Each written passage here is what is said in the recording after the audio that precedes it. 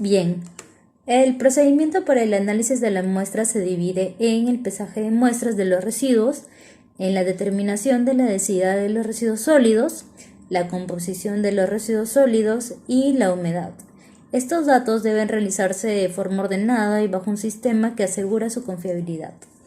Bien, en el primer punto tenemos al pesaje.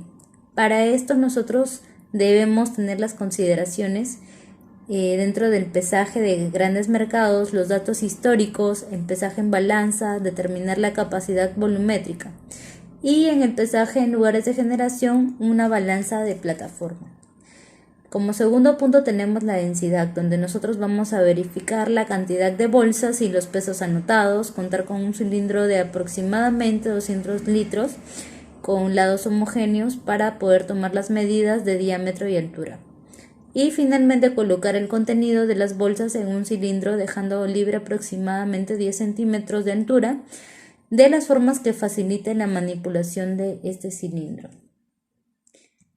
Bien, como tercer paso tenemos a la composición, donde este se divide en 6 pasos, siendo el primero asegurar la disponibilidad y uso de equipos de protección personal, verificar que las bolsas o residuos provenientes del análisis de densidad se encuentren codificadas y separadas de acuerdo al tipo de generador y fuentes de generación donde provienen. En paso 3, romper las bolsas que serán vertidas en los residuos formando un montón con la finalidad de homogeneizar la muestra.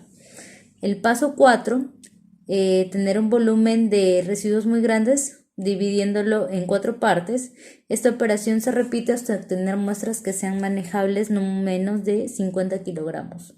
El paso 5 es agregar cada tipo de residuos sólidos de acuerdo a lo señalado en la matriz.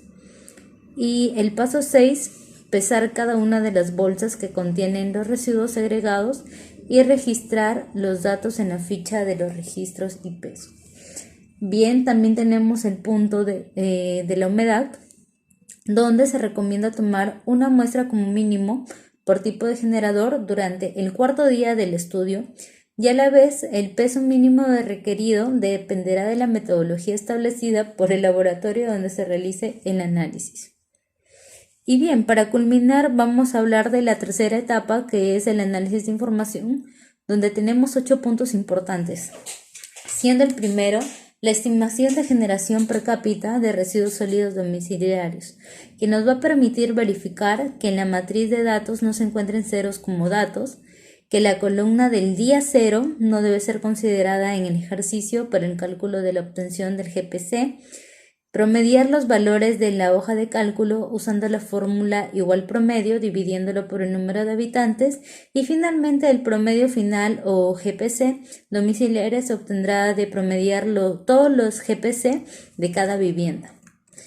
Como segundo punto tenemos a la validación de generación per cápita de residuos sólidos domiciliarios, donde el día 0 no se debe considerar en el análisis de la validación de datos ni en la obtención del GPC.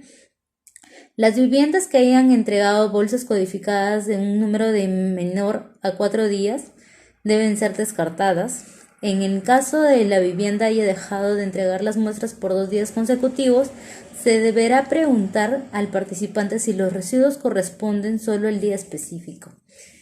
Bien, como tercer punto tenemos a la estimación de generación de residuos sólidos no domiciliarios, donde la columna promedio utiliza la fórmula promedio, paréntesis, día 1, 2 puntos, día 7, cerrar paréntesis, solo de aquellos generadores que hayan entregado como mínimo el 50% de las muestras con respecto a los días que elaboran. Además, se debe verificar que en la matriz de datos no se encuentren ceros como datos. En el punto 4 es la estimación de generación de residuos sólidos especiales, donde habrá un Excel de formatos especiales.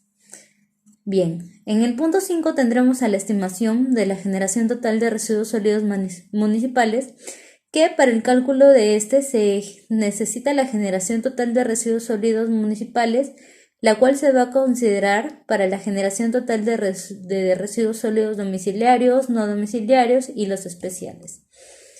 Bien, el punto 6 viene a ser la estimación de la densidad de los residuos, donde la densidad de los residuos debe estar en kilogramos sobre metros cúbicos. El peso de los residuos sólidos, también debe haber el volumen del residuo sólido, debemos tener el diámetro del cilindro, la altura total del cilindro, la altura libre total del cilindro y la constante que viene a ser pi.